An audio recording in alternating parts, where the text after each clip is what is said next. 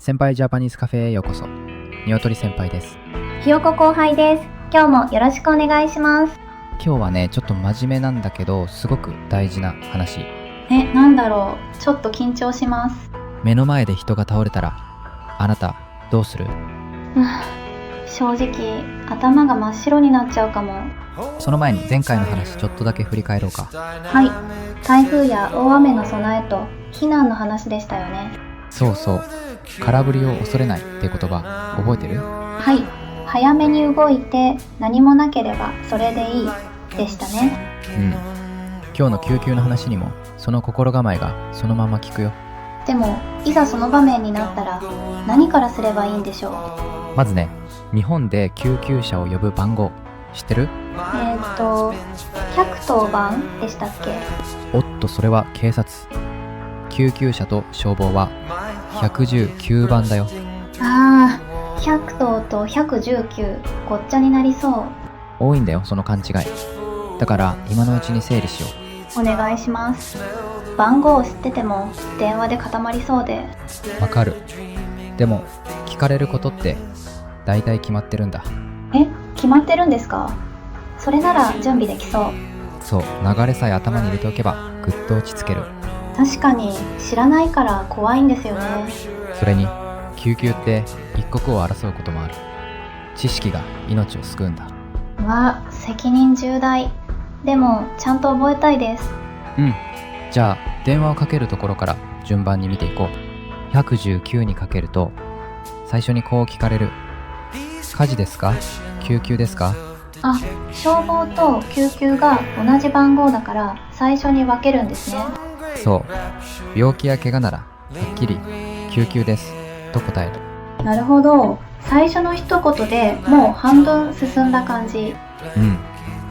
慌てて全部いっぺんに言おうとしないのがコツ。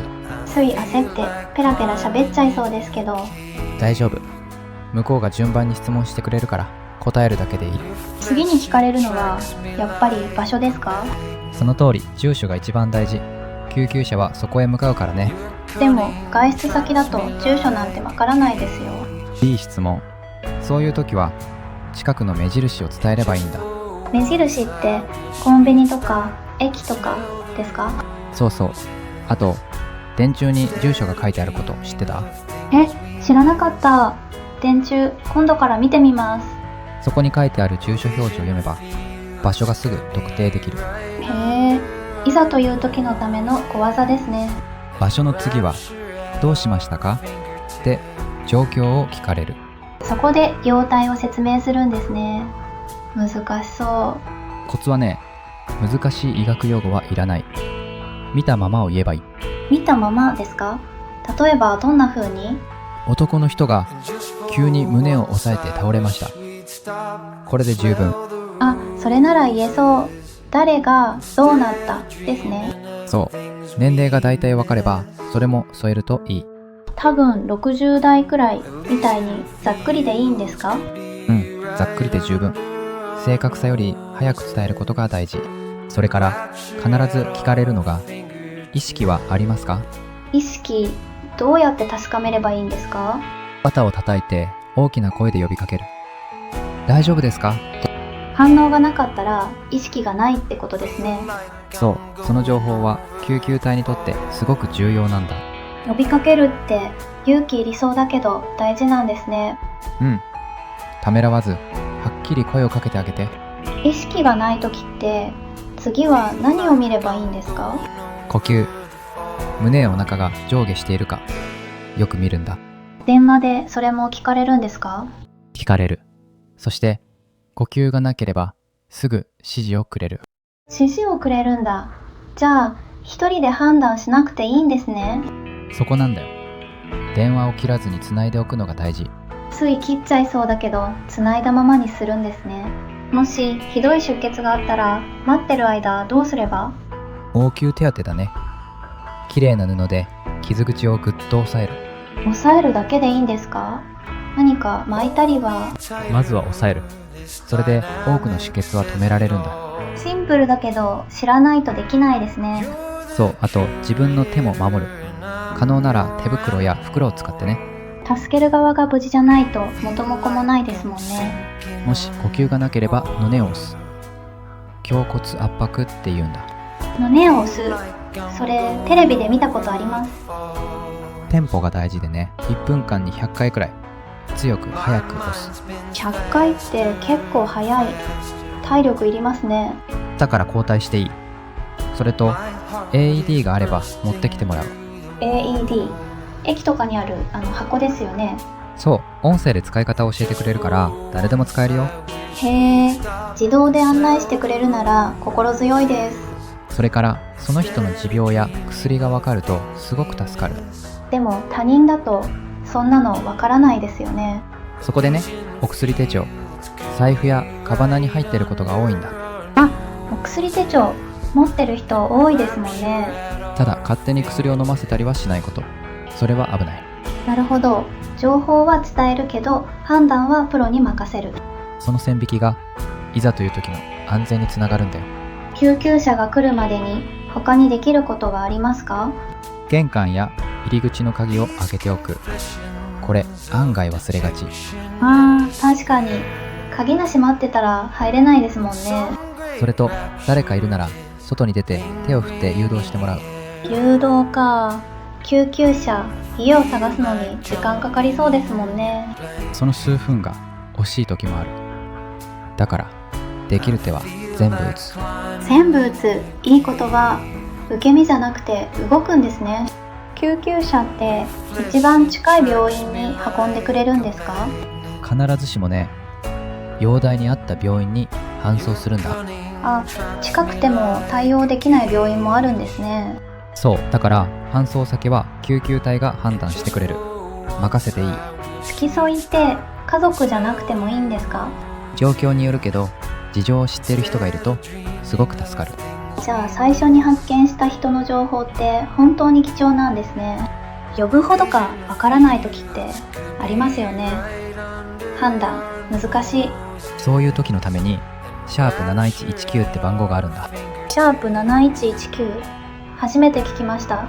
救急の相談ができる窓口でね、呼ぶべきか教えてくれる。それは安心。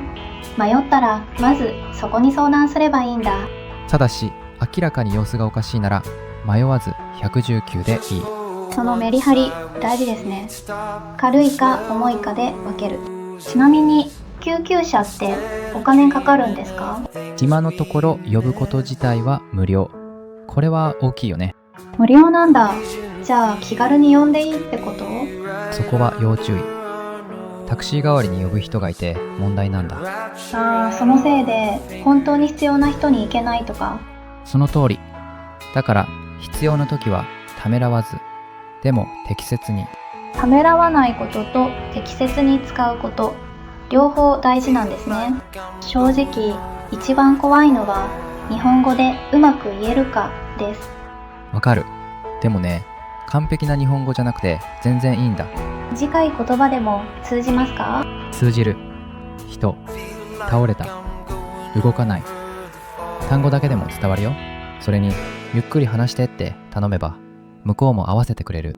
ゆっくりお願いしますって言えばいいんですね。それだけでぐっと落ち着いて話せるようになるから。もし自分一人の時に自分が具合悪くなったら？それも119でいい。動けるうちに自分でかけるんだ。我慢して様子を見ちゃいそうだけどダメなんですね。我慢して手遅れになるより早めがいい。これも空振り上等。前回の空振りを恐れない、ここでも出てくるんですね。そう、命に関わるときは遠慮はいらない。これが基本だよ。そういえばお餅を喉に詰まらせる事故、ニュースで見ます。あれも一刻を争う。詰まったら背中を強く叩くんだ。背中をですか？さすってあげるんじゃなくて？さするんじゃない。手のひらの付け根で肩の間を強く。へえ、力を入れていいんだ。優しくしすぎちゃいそう。遠慮が命取りになることもある。やるときは思い切ってね。人がいっぱいいる場所だと逆に誰も動かないって聞きます。そう、それ。みんな誰かがやるだろうって思っちゃう。じゃあどうすれば動いてもらえるんですか？指をさしてはっきり頼むんだ。そこのあなた、119番お願いします。名指しで頼むんですね。誰かじゃなくて。そう、あなたって言われると人は責任を感じて動くんだよ。 AED を持ってきてもらう人もそうやって頼めばいいんだ。その通り。役割を分ければ一人で抱え込まずに済む。それとね、助けに行く前にまず自分の安全を確認する。まず自分なんですか？早く助けたいのに。例えば道路の真ん中なら車が来る、感電や火の危険もある。助ける側の巻き込まれたら元も子もないですもんね。そうだから周りを見て安全なら近づく。これ順番が大事。落ち着いて周りを見る。それも勇気のうちですね。相手が子供やお年寄りだと何か違いますか？基本は同じ。ただ子供は体が小さいから力加減に気をつける。確かに大人と同じ強さだと危ないですもんね。お年寄りは持病があることが多い。だから情報がより大事。なるほど。年齢で伝えるポイントも少し変わるんですね。でも慌てなくていい。聞かれたことに答えれば大丈夫。怪我といえばやけどしちゃった時ってどうするんですか？まずすぐ水で冷やす。とにかく長めに流水で冷やすんだ。氷とかで冷やすのはダメなんですか？氷を直接当てるのは避けて、流れる水が一番安全なんだ。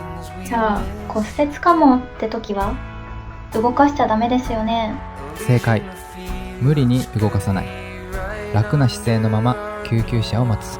冷やす、動かさない。やることシンプルで覚えやすいです。もしつきそうなら保険証とお金、それからお薬手帳を持ってって。お金もいるんですか？救急車は無料って。救急車は無料。でも病院での治療費は別にかかるからね。そっか。搬送と治療は別ってことですね。そうだから保険証があると会計がスムーズなんだ。覚えておきます。慌てて手ぶらで出ちゃいそうだけど。だから今頭の片隅に入れておくんだよ。救急車が着いたら私たちは何を伝えればいいんですか？倒れた遅刻とその後の様子の変化、これがすごく役立つ。時刻までとっさに覚えていられるかな？大体でいい。5分くらい前とかね。それだけで違う。なるほど。さっきのざっくりでいいと同じですね。そう、よく覚えてた。正確さより早くざっくり。これが基本。それでも本番でパニックになっちゃったらどうしよう。そういう時はね、一回ゆっくり息を吐く。それだけでいい。息を吐くだけ？吐くと自然と吸える。それで頭が少し冷える。なるほど。深呼吸よりまず吐くのがコツなんですね。そう。落ち着いた人が一人いるだけでその場が変わるんだよ。今日の流れ、もう一度頭の中で整理してもいいですか？もちろん。まず安全を確認して、119、救急です。場所を伝えて何があったか。意識と呼吸。完璧。あとは指示に従ってできる手当てをして待つ。流れが見えると不安がぐっと小さくなりました。それでいい。知ってるってことが一番の備えだからね。そういえば番号って国によって全然違いますよね。そうなんだ。だから日本では119って上書きしておくといい。とっさだと母国の番号を押しちゃいそうで怖いです。だから今声に出して言ってみよう。火事と救急は119。火事と救急は119。警察は100と。完璧。口で言えるといざという時手が勝手に動くから。呼んだのに来てくれなかったらって心配もあって。それは大丈夫。要請があれば必ず向かってくれる。よかった。じゃあ勇気を出して呼べばちゃんと来る。そう。あとは電話を切る前に向こうの確認を待つこと。勝手に切らない。最後まで繋いでおくんですね。切っていいか。向こうが教えてくれるからそれまでね。今日のこと友達にも教えてあげたくなりました。それすごくいいことだよ。知ってる人が増えるほど安心。私が動けなくても隣の人が動けるかもしれないですもんね。そう。助け合いってそうやって広がっていくんだ。今日は本当に学びが多かったです。じゃあ今日のキーフレーズを整理してみようか。はい、お願いします。今日一番覚えてほしいのはこれ。一刻を争う。一刻を争う。一刻ってほんの少しの時間ですよね。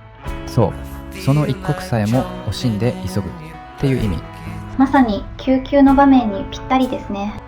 例えば、一刻を争う事態だ。命が危ない。急げってこと。ニュースとかでも聞いたことある気がします。手術や救助でよく使う。それくらい切迫した時の言葉。もう一回言ってもらえますか？一刻を争う。ほんの数秒が結果を変える時に使う。一刻を争う。だからためらわない。覚えました。じゃあ練習。119にかけて最初の一言言える？はい、やってみます。心の中でせーので3、2、1。救急です。人が倒れて意識がありません。完璧。落ち着いて必要なことだけ。それで十分なんだ。知ってるだけでこんなに気持ちが楽になるんですね。そう、今日の話頭の隅にでも置いといて、きっと役に立つ。はい、いざという時ためらわず動けるようにします。あなたの一歩が誰かの命を救うかもしれないからね。今日もありがとうございました。また次回お会いしましょう。